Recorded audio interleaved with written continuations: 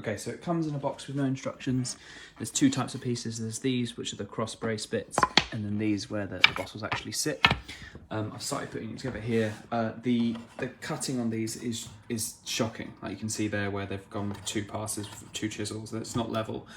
Pretty much all of these I've had to widen these slots because otherwise, I mean, you can see there, it's at the top there. It should be all the way down. I can't get this to go down any further, so I'm gonna have to take it off and make it wider. The tolerances are just too tight, and sometimes they're just completely misaligned.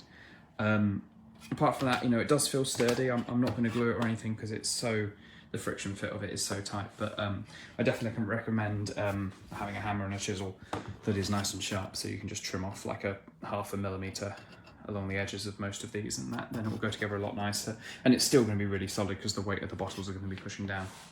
I intend to get one shelf that's going to be shorter than the others, so I'm going to do something like that, where I'm going to cut a new groove and just move it across so I can store some shorter bottles on the top, and that should be pretty easy. I can almost just, you know, wedge them on there and that'll be fine, and that'll be at the back and I won't see it.